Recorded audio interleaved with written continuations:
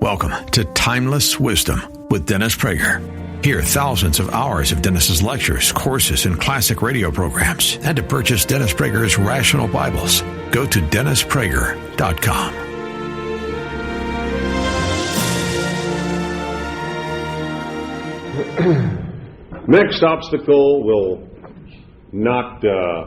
is not one that any of you experience, but I hope you can relate to it on behalf of others. Equating happiness with success.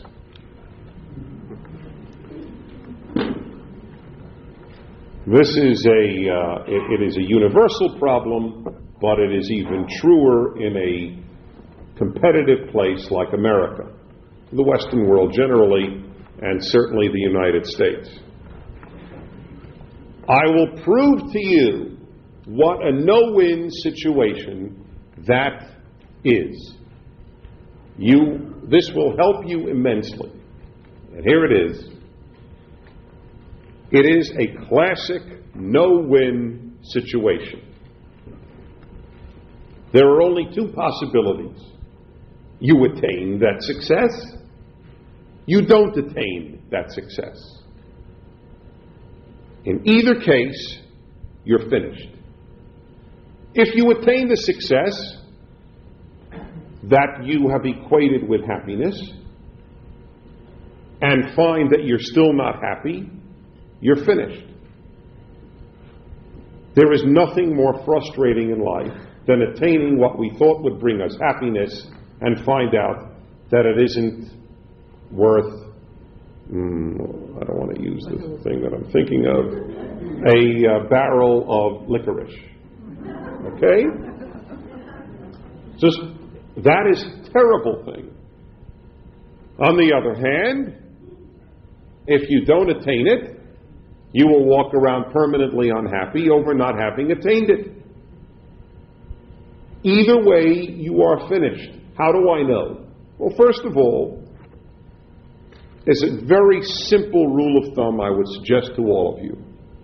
I would like you, and I mean this sincerely, these recommendations are not theoretical. I would like you to imagine someone that you can have access to. I mean, obviously most of us don't have access to the president. But I'm sure that any of you can have access to someone you think has succeeded to the point of the success that you would equate with being happy. Ask the person if that success has made them happy. That's all. It's an extremely simple test of the thesis. So I ask you to do the following. Number one, define, if you do believe that success will bring you happiness, define what success. Chief executive officer, certain income, whatever success means. Your book will sell. I don't care what it is. 6 children. Whatever you will define as success, write it down. Number 2, go to whomever has already done that and say, you've achieved what don't even say why. Said, I'm doing a study on happiness. Would you be so kind as to tell me, has this made you happy? The chances are you will be told of another goal the person has. Because what happens if you equate happiness with success, you keep moving the goal line backwards. This is the problem. If your goal is $100,000 a year and you earn it, your goal becomes $150,000. And listen, I am not at all immune to this. It is an ongoing joke in my office. Whenever I complain about the circulation of my newsletter, my secretary wants to shoot me. She was with me when it was at 723. It's now 5,723. And I walk around like, hey, we haven't even hit 6,000. And just today, she said to me, you said that when we hit 5,000, you will be so thrilled. And I asked her not to remind me of those stupid comments. And what did I tell her? Not thinking of my own thinking on this issue. The truth is, Pat, I said, I feel at about 10,000. As the words came out of my mouth, I knew what drivel I was spouting, because at 10,000 I'm going to be absolutely disgusted that we're not at 15. Now, it's very important, though, that you know this. I do take most of my advice seriously. I was happy at 723, I'm happy at 5,723, and I'll be happy at 10,723. But I always have a goal of more. That is what I told you with expectations last time. I don't depend on a circulation figure, because that's where I devote most of my time, to my journal. That's my work, so to speak. Radio is just 2 nights a week. Teaching is 1 night a week. That's my work. So it's very important to me in every way. But I don't equate my happiness with it. There is satisfaction at any number. And let me tell you something. A dear friend of mine is a priest. And I have asked him frequently, we know each other about 5 years, and I want him to be Pope. That's my goal in life, is that my friend become Pope. However, the chances are he will never even be a Monsignor. The major reason is he's not an organization man, and you got to be an organization man to get up in the church, just like you do to get in at Gimbel's. Gimbel's? You never heard of Gimbel's? At the Broadway. All right? Gimbel's, isn't that amazing? Where the hell did Gimbel's come from? Now, he told me an interesting thing, because I kept saying to him, listen, if you get to be a cardinal, look at all the people you'll influence. And he made an interesting point, which had a real effect on me. He said, I rather influence the people that I can touch in my parish than be removed from anyone and touch peripherally 1 million. He said, I get much greater satisfaction visiting one woman who needs to see me because her husband died than of making proclamations that will affect 10 million. It had a very deep impact on me. That is why the numbers, sure, I want 10,000. But that is why, what? So what's 10,000 though? Do you understand? There are 6 million American Jews, 13 million Jews in the world, and 250 million Americans, and I've got 5,700 subscribers. That is a joke. It is an absolute joke. You think I don't know that? For a newsletter, it's unbelievable. Compared to the world, it's a big joke. One needs perspective in these areas. And next term, it's going to be one of the ongoing words, is perspective.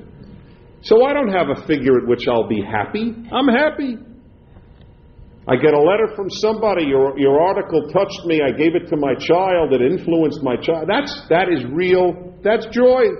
So if I got 10 times many letters, would I be 10 times happier? No. It's one of the common misconceptions that people have about people who are public, that they must have multiple times of happiness than people who are in private. The cardinal, because his words are heard by 3 million, must be 3 million times happier than my friend, the parish priest. It's not that way at all. My friend is much happier than the cardinal. He gets to talk to real people with real tears and real laughter in a real living room. And is the person that he touched deeply in the living room less important than the other 9 million? It's 9 million ones. Ask that woman whom he visited. It's very important. Write it down, because I'll take this today, more questions. Very important, this thing about success. It is very important to want to succeed. I believe that emphatically. I can't stand waiters who don't take pride in their waiting. Or doctors, or whatever the profession will be. I was a waiter for 2 summers And I remember vividly a deep sense of pride that my tables were served fast, prompt, and I got them doubles first. It was a real thing in me that I just had to be, doing that well.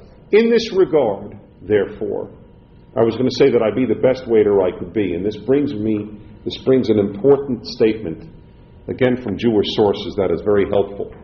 I don't think I told you the Reb Zusha story. Reb Zusha dies and goes up to heaven. It's not a joke, so don't get ready for a punchline. Always goes up to heaven, things are always jokes. This is not a joke. It's just a good story. Goes to heaven and meets God and immediately apologizes and says, God, please forgive me that I was not as good as Moses. To which God responds, that is not the issue. The only question is, were you as good as Reb Zusha could be? It's a cliche in America, be all you can be, but it is absolutely true. Otherwise, what does success mean? And that is why when I'm writing the book, I am asking the reader to do a very real thing. Write down what level of success will make you happy if you believe success will bring happiness. You've got to write it down. It's very, very important. Whatever your field will be, write it down. And then as soon as you write it down, you'll start laughing at yourself. This is my favorite month of the year because the Forbes magazine 400 richest have been listed. I've ever told you about why I like it? Oh, it's very important. This is a good example of where I have no guilt over feelings. These feelings are pure malicious. I tell you right now, absolute. I make no bones about it, no question. My joy at the Forbes 400 list emanates from the following. Everyone in America, mostly males, so every man in America, for whom making big bucks is the most important thing in his life, has a miserable November. And I get a big kick out of it. I love it. It's the only issue I look at. I love it. See, all year long, they're walking around, going crazy to make big bucks, and sometimes even thinking they've made big bucks. Right? Out comes Forbes 400, and the big pisher didn't even make the list. I love it. I love it. And here's the best part. Let's say you made the list, and you're 323rd.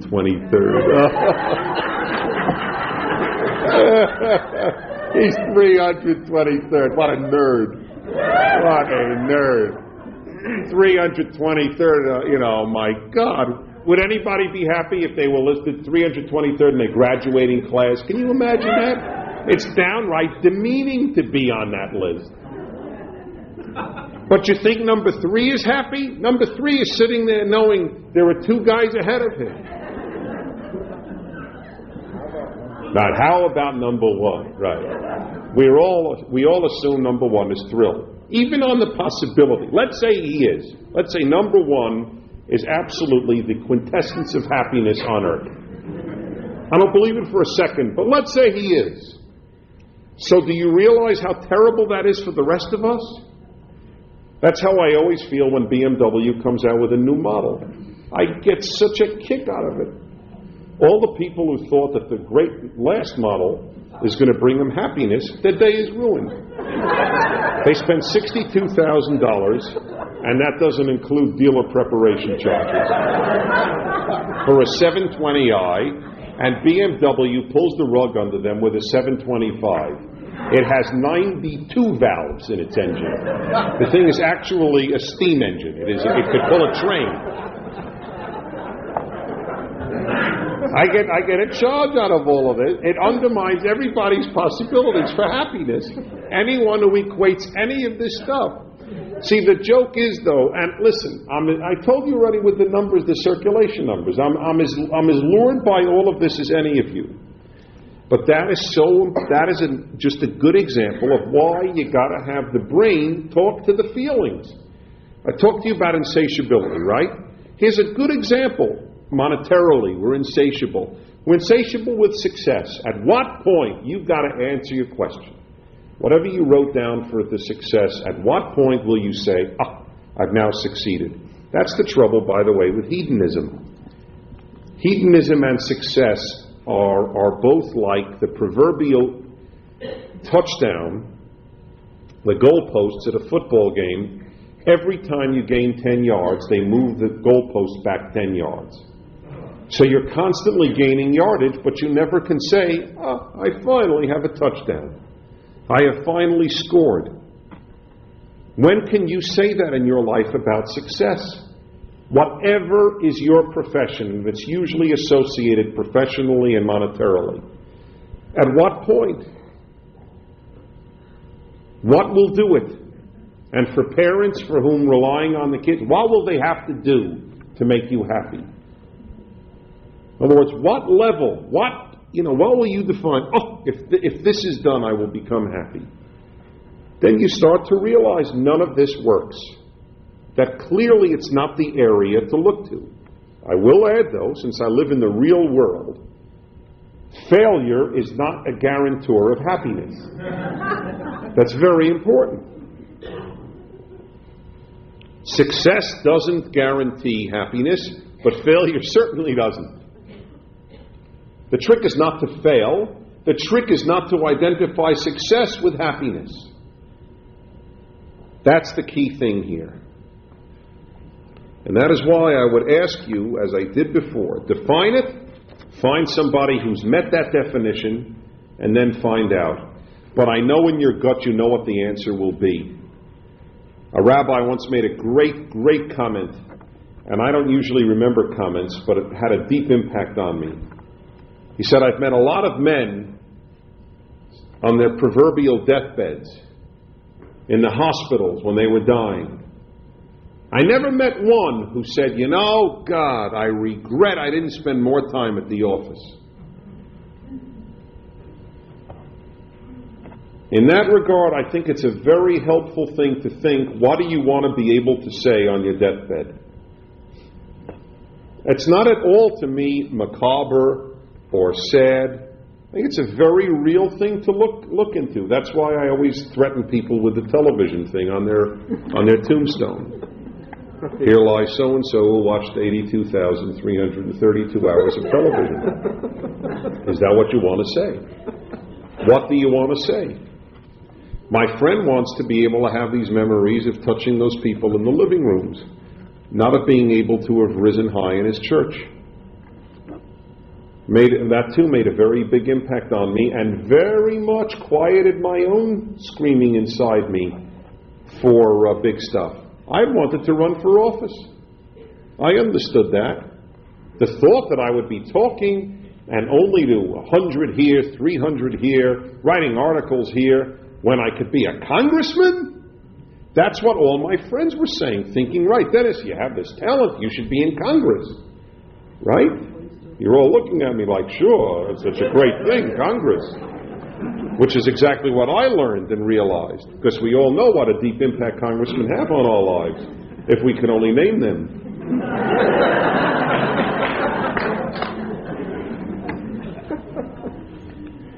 We're lured by glamour, the glamour of success, whatever it'll be, to be a partner in the firm, so your name is higher on the stationery. My God, what men will do to be higher on stationery. It's depressing. It's just depressing.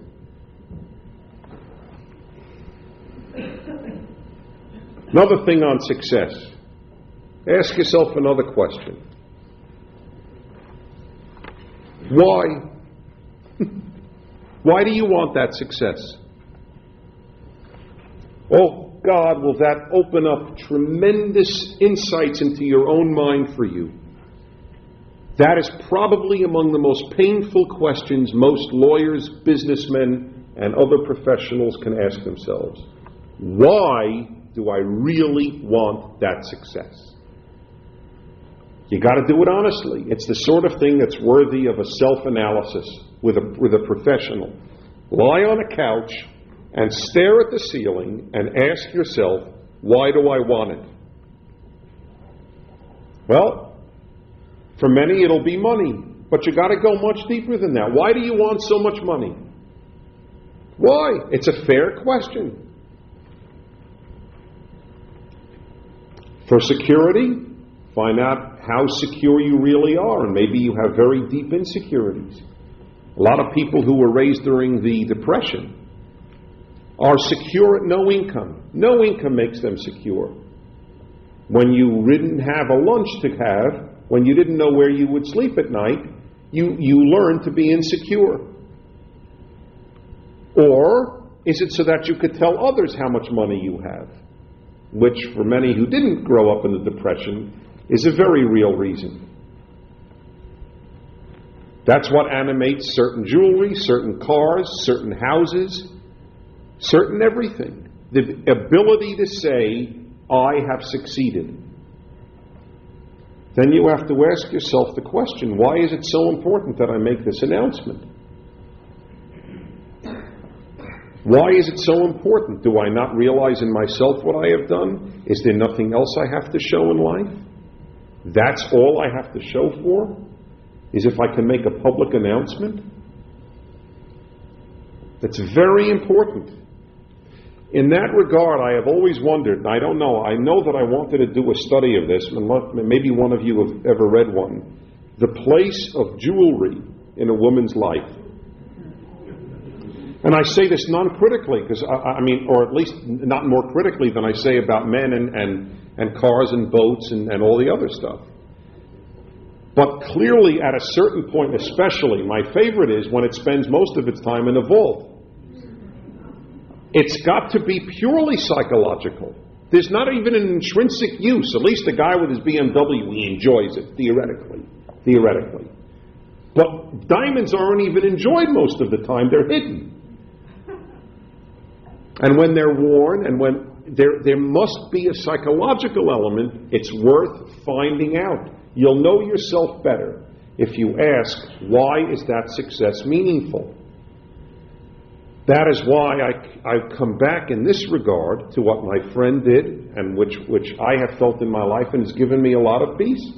To know that, in other words, if my thing were a normal newsletter, I'd be preoccupied with the circulation figures. This is the point of it. Or the ratings on the radio show. But if you start thinking that success comes from touching people's lives, well, then all of a sudden those other things are much less important. We all want to succeed. The question is at what? And why?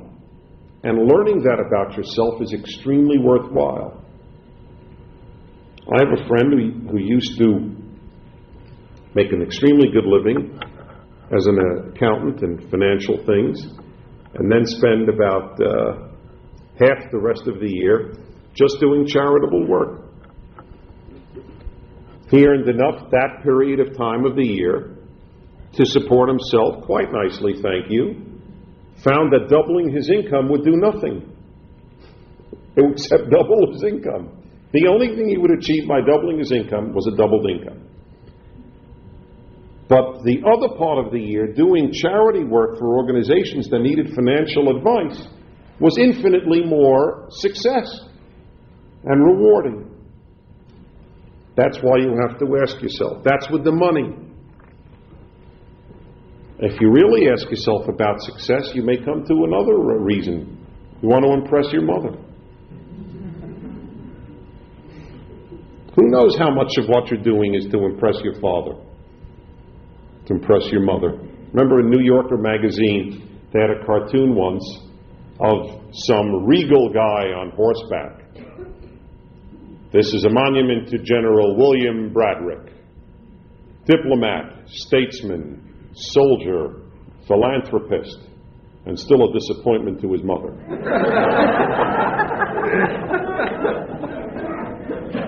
Right? I really wonder, that's the stuff, that's the beauty of analysis. To find out what drives you. Ladies and gentlemen, I can't impress this upon you enough. That if you equate happiness with success, It's got nothing to do with success. The success itself needs to be analyzed why it's so critical to you. Will it finally overcome a deep-seated inferiority complex from childhood? Will it be to gain attention? Will it be so that they, the famous they, will say, wow, did you see Ed's house? Did you see Ed's listing on the law? Or that your mother can tell Helen, Sean is on the Yale Law Review. I mean, these are the things that one has to ask. Success is wonderful. If Thomas Alva Edison did not wish to succeed, we would be sitting by candlelight here. I am deeply happy that there are people who wish to succeed, including me. But you must ask yourself why.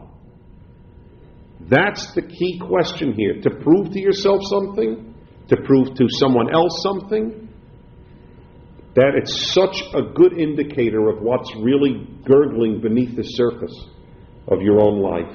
Why is it as important as it is? Because it's certainly not going to bring you happiness. If it brought you happiness, I would have to shut up. Hey, for happiness, it's certainly worth it. I always give the example of Jimmy Carter. I mean, you can't succeed, my friends, more than being President of the United States, okay? That is even better than a syndicated talk show. That's as high as you can get on earth. On earth, not just the United States. It's the most important position on earth. Jimmy Carter made it. See, as a man radiates happiness.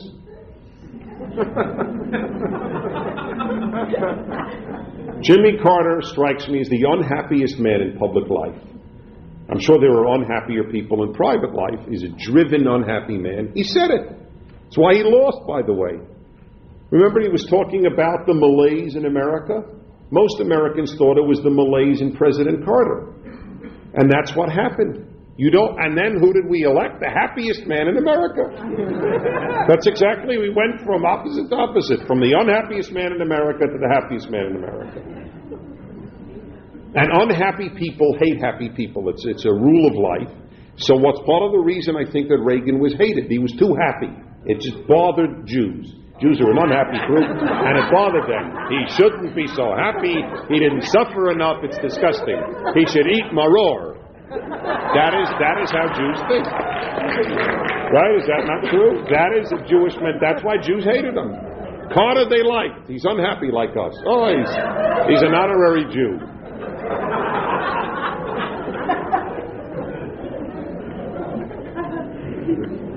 Reagan was happy when he wasn't president. Reagan's happy after being president. Reagan was happy while he was president. Reagan's a happy guy, right? No nuclear war. I think nuclear war is the only thing that would upset Reagan. Otherwise, the guy walks around basically oblivious and happy. That's it. What are you going to do? He's a lucky man. That's it.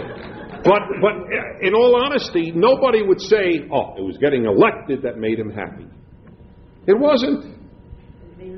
And it would be, oh, that's another issue. Another honorary Jew. Now, this is, yes, but I voted for Reagan twice. Anyway, so she said she takes it I'm a Democrat. That is true, but I did vote for Reagan.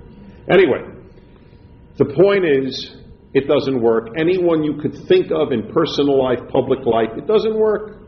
So I ask those of you for whom success, professionally, monetarily, is critical, why? By the way, if you would say, I want to earn double that I'm earning so that I can send the kids to college, so that I could afford my mortgage, so that I could get my wife nice things, so that I could take a trip, so that I could, whatever, so that I could, that's great. It's not a mitzvah to be poor.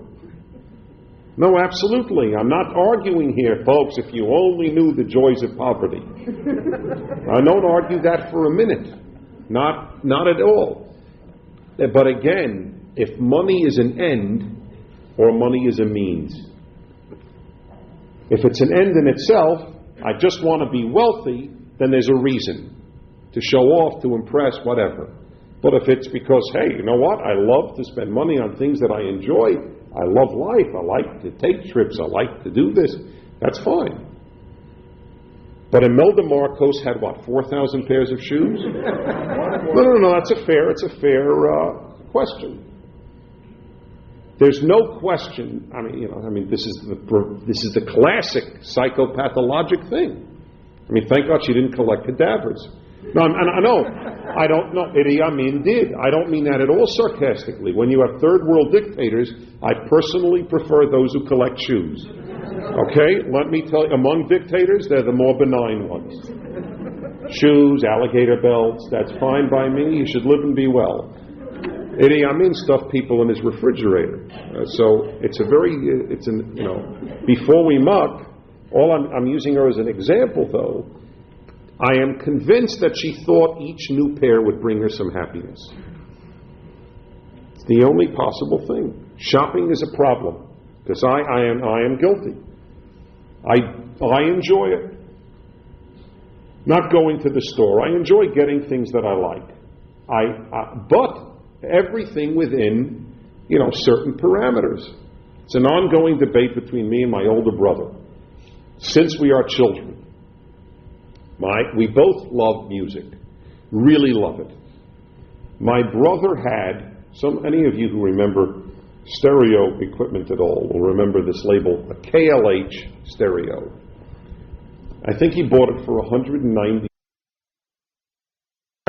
He had it until about 6 years ago, most of which time one of the speakers was broken, so it was actually not even a stereo. It was a mono. It was a mono system. I would go to his house. I'd say, "You love music. Why are you listening to this?" "It works." We all know people like that. It works. You don't throw it out. The needle still went on the radio. He had to put it on. He had to lift it off, but it worked. He did once buy a new needle. I was very impressed. So what happened? Me, the hedonist brother, compared to him, shows up at a family function in Massachusetts a few years ago with a portable compact disc player. Compact disc, my brother was still playing records on his KLH. He hears this thing, little nothing size, like a bread box, with headphones, and you should have seen his face. It was raptured. He was raptured. And he goes, "How much is this?" I said, $250 plus the headphones. That's a lot of money. I said, "That's a lot of money?"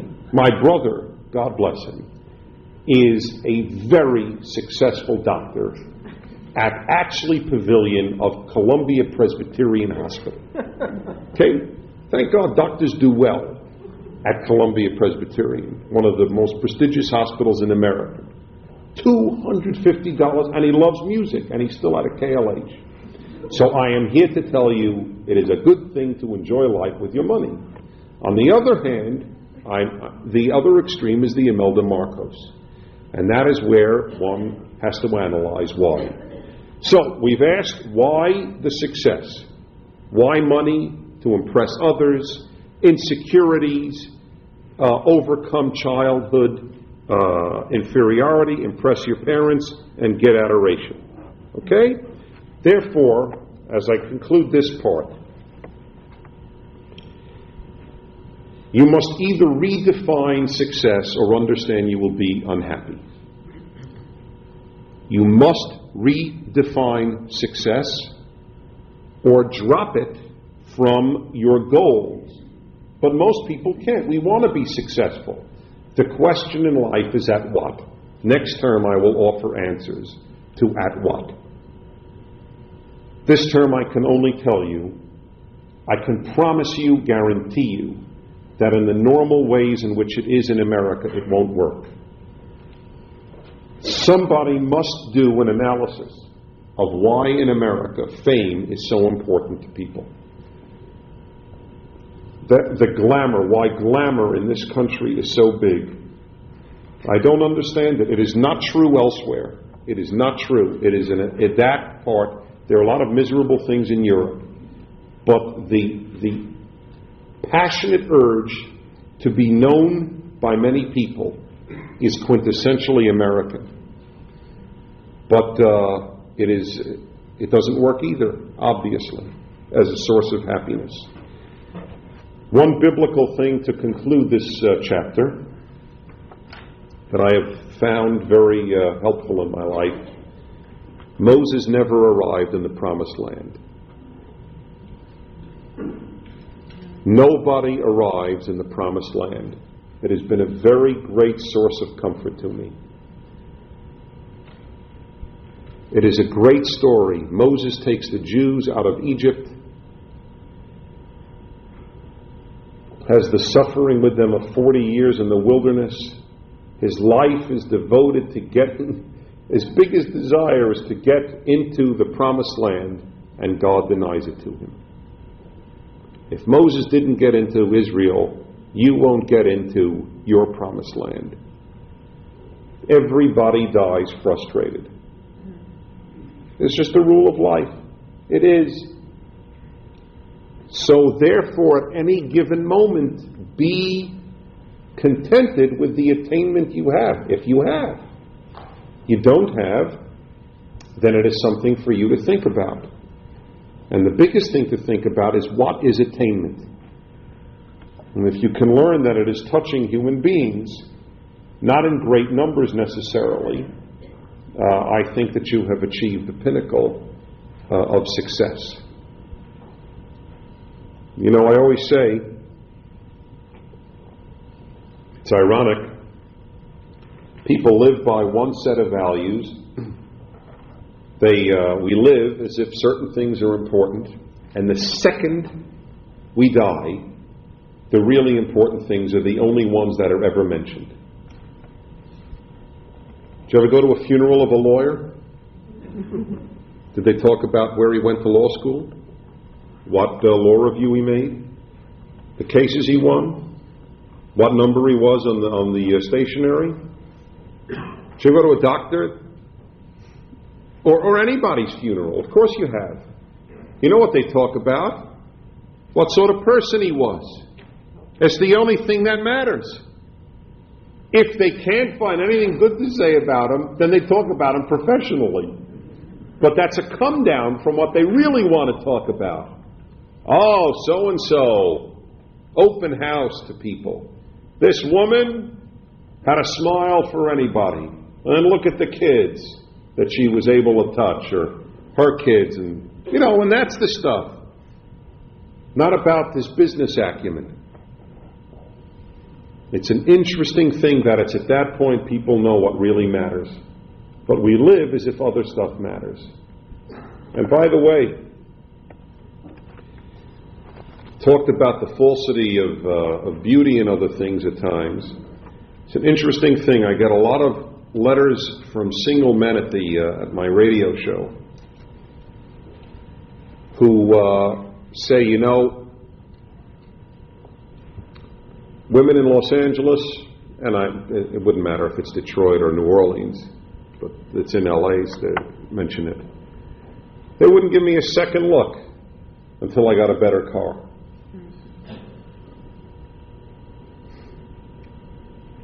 For all the women who resent men for placing too much emphasis on looks, please know that there is an exact equivalent on emphasis on car, or house, or income. Guys write to me telling me, I make X amount, make $35,000 a year. I'm a teacher. I love to teach kids. I remember this vividly. I have good values. Here's a picture so you'll see I don't have 3 ears. I'm a pretty good-looking guy. But it's very hard to find a woman here. A teacher? You're just a teacher? 35,000? So what you single women should do is a very simple thing. Interview the wives of wealthy doctors. That's all. And you will see how happy they all are. Then you will realize how right you were in wanting that as an important thing. See, the stuff has to be brought home, or whatever I'm saying is just theoretical. People live by these flawed ideas. These are not the other guy. These are us. And do we raise our daughters to want that in a man? Listen, I totally agree that a man should be ambitious, goal-oriented. Absolutely. That's what makes a man in many ways. Absolutely. He should be a darn good teacher. If he's a teacher, he should want to be the best. Kids should say, "Oh, wow, Mr. Hurwitz walked in. This is an exciting class." But if the only way to see masculinity is in dollar signs, we have emasculated men, ironically, and women have done themselves an awful disservice because that man will not change when you're married. That's whom he'll be married to. The law firm, or the dollars, or whatever. What kind of man? Where is his character? What makes a human being? So believe me, I don't want a loser, schlumpy guy. Absolutely. That is a very fair statement on the part of a woman. That's what a woman wants from a man. Masculinity is strength. Masculinity, I don't mean macho, I mean strength. Desire to conquer the world. But not to get into the Forbes 400. That's different. Any questions on success? Okay. Next. There is? I'm sorry, yes.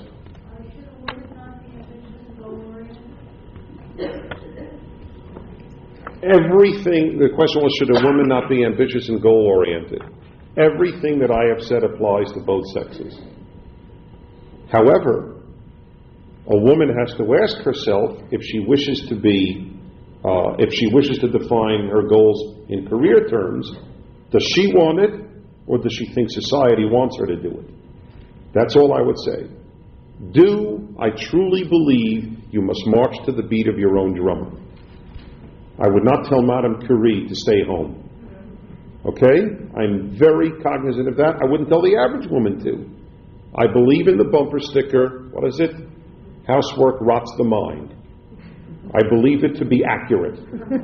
Okay? And any man, when I hear men romanticize raising children and making a home, I need an air sickness bed. I do. Absolutely.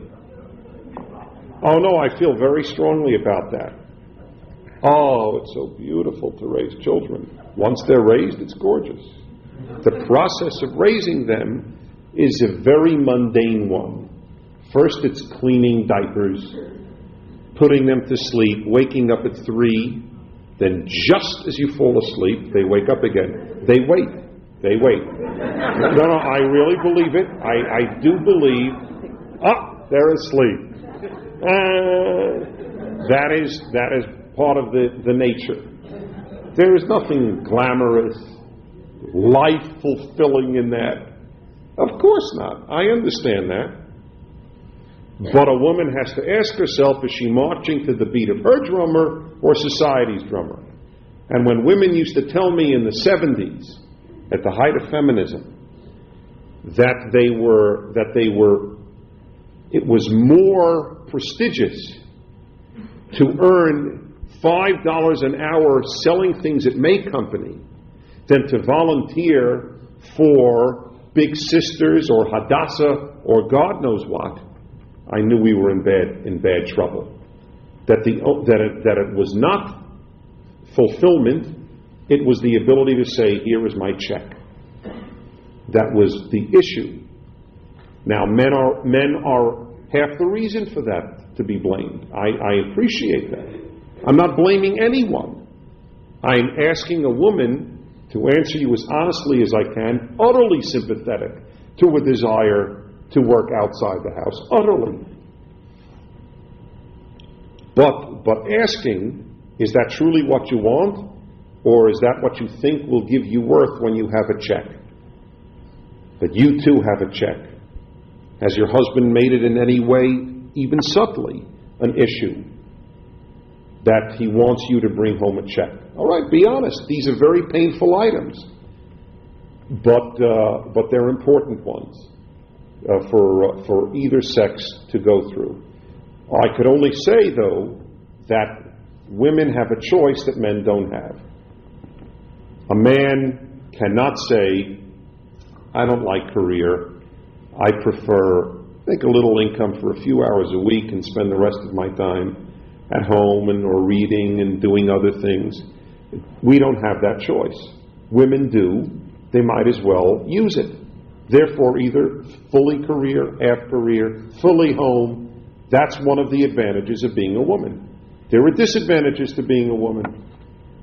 That's one of the advantages. Because if a man said, I'm not interested, frankly, in making a living that much, I just want enough to get by and so on, no one would marry him.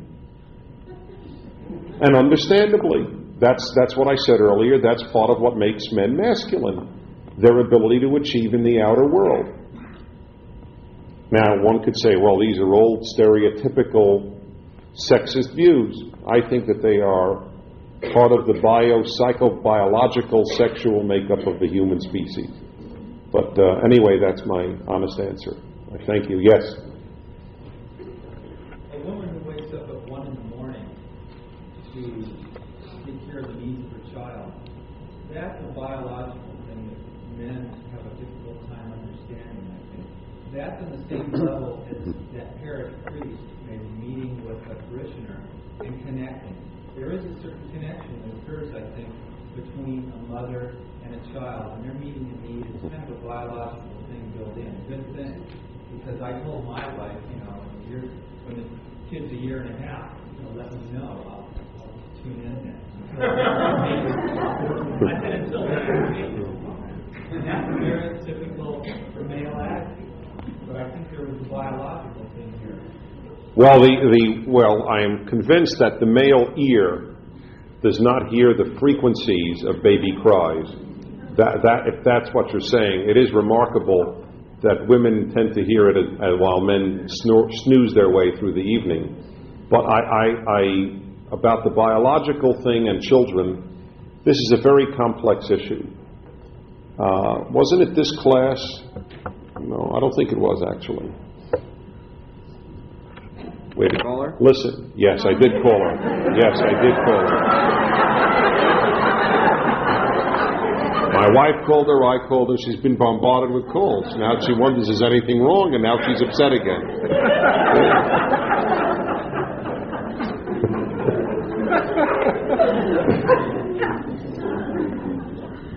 I agree with you. I know some of it was tongue-in-cheek about what you were saying, but in essence, I think that there is some of this biological kinship. On the other hand, saying to a woman, look, your success in life, because this is your parish priest thing to me as I understand it, is your raising of children, is a double-edged sword. It's partially true and it's partially not true.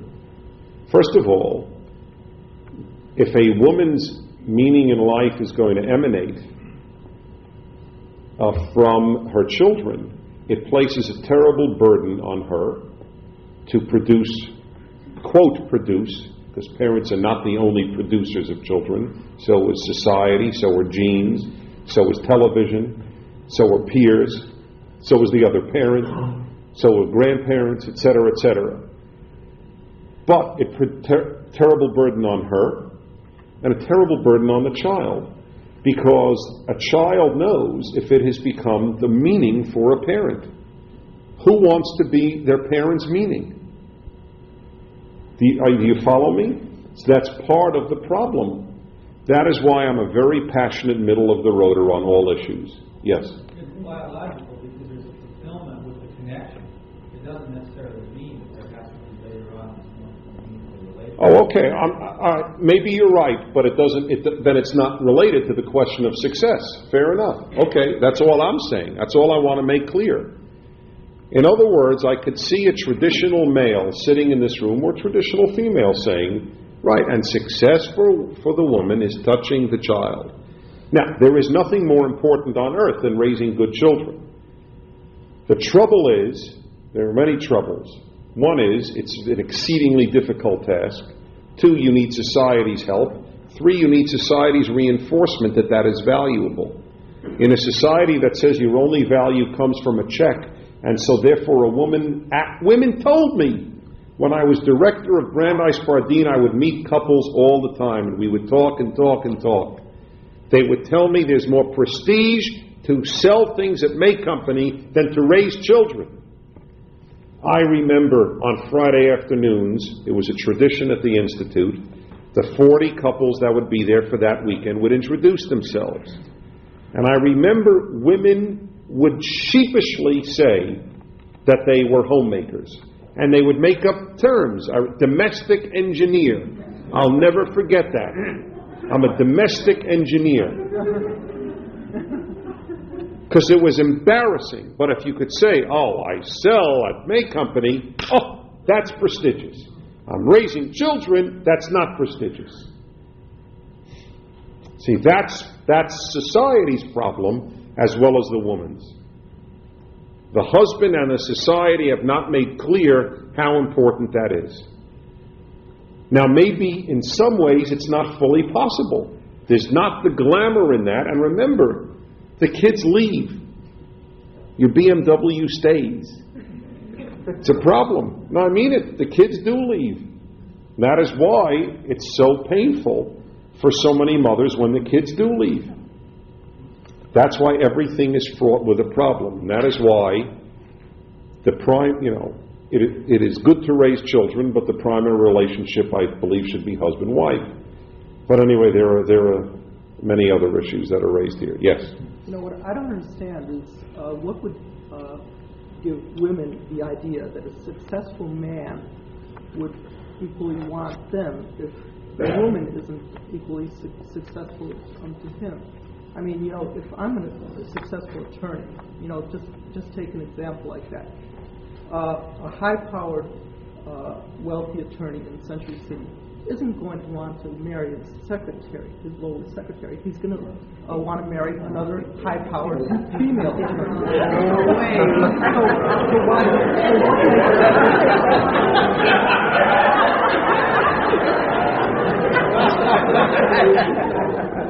There is some degree of disagreement with your theory. All right, he's playing devil's advocate, so he walked back. Okay. Even the devil wouldn't say that. It's so not true that the devil would not have said that. It doesn't work that way.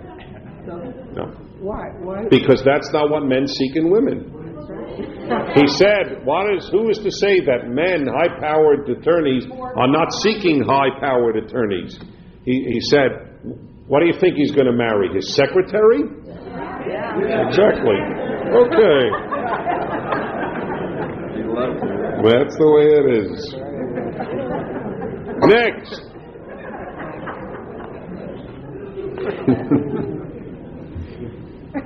All right, next one. Next obstacle to happiness. Told you by the end of this course you will realize it's impossible to achieve. You will leave further depressed than when you came and be forced to take term 2. Brilliant, it is brilliant. Which leads to success. Those who take the Declaration of Independence seriously, that's the next obstacle. Those who believe in the pursuit of happiness. Very simply, ladies and gentlemen, happiness is not pursuable. The one sure way not to achieve happiness is to devote great energy to its achievement. If this is taught to young people early on, it will help them early on. When I was director of this institute that I mentioned, Brandeis Bardeen, we had a summer college program. And what I would have the applicants do was fill out a form to enter. On it was the question, what are your greatest goals and greatest values in life? 99 out of 100 would write, to be happy. And I would try to spend a month teaching them that they don't have a chance if that's their major goal. It is one of the great ironies of life that it is not attainable happiness if you pursue it. Therefore, it is a key rule, key.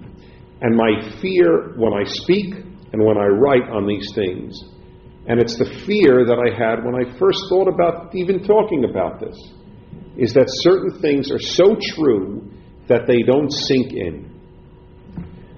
And this is one of them.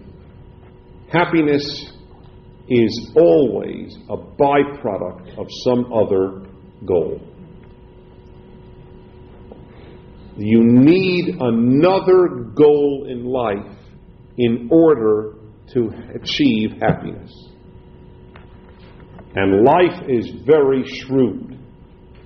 It's been built as follows into the constitution of life. You can't say, all right, look, my real goal is to be happy, but I will act as if my real goal is something else. You cannot trick the fates.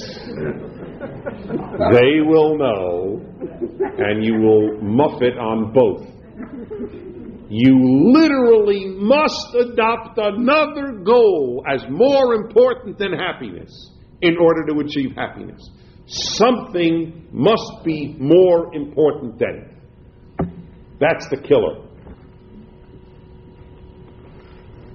The only way to pursue happiness is by not pursuing it. You must say something else is more important than me. And not because it'll make me happy. Because then you're trying to underhandedly trick the fates again.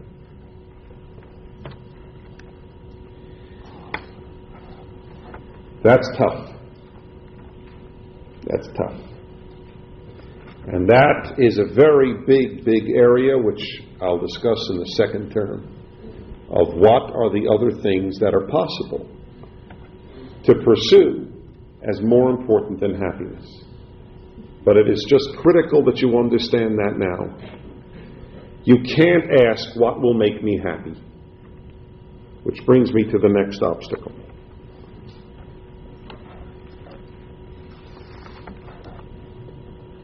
The obstacle is happiness is awaited.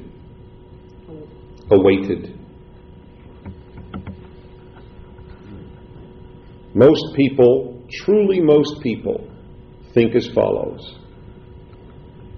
Something or someone will make me happy. I'm not that happy. Something or someone will make me happy. If I win the lottery, if I get the right husband, if I get the right woman.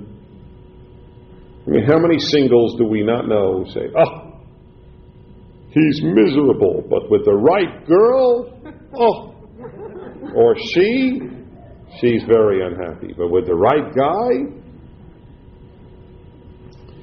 what happens is he's miserable, then he gets the right girl and makes her miserable. There you go. Wonderful.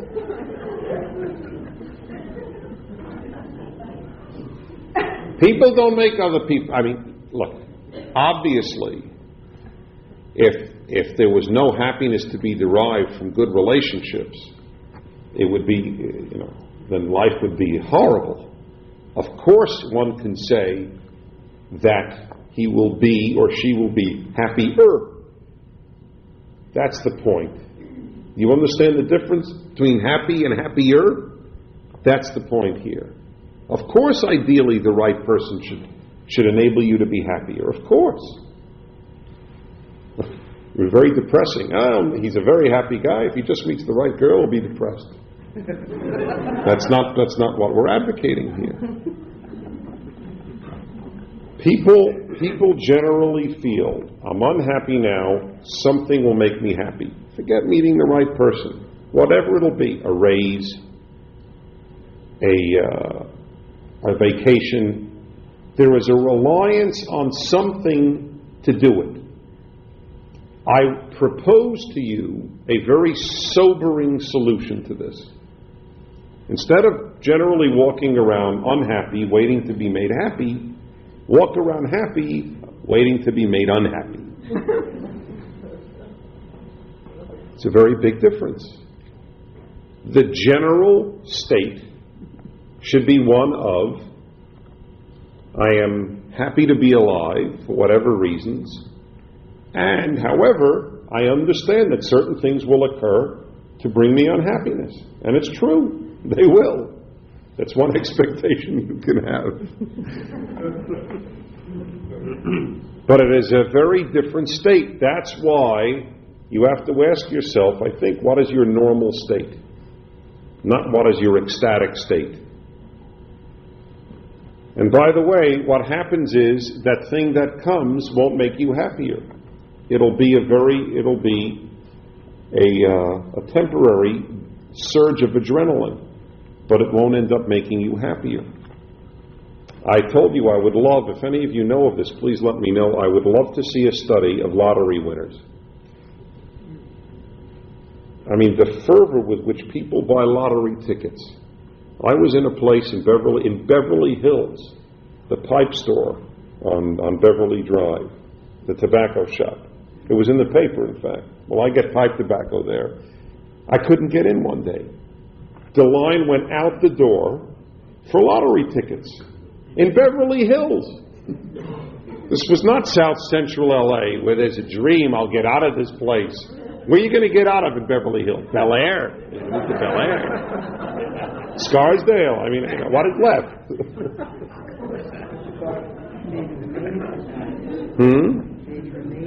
Maybe the maids were buying the tickets. That's right. They didn't look like maids to me.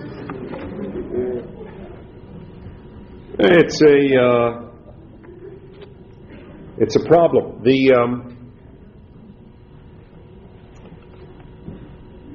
The attitude of being happy, unless something else happens, is an attitude of constant gratitude. That is the point, and that is something that will develop further later. This has been Timeless Wisdom with Dennis Prager. Visit DennisPrager.com for thousands of hours of Dennis's lectures, courses, and classic radio programs, and to purchase Dennis Prager's Rational Bibles.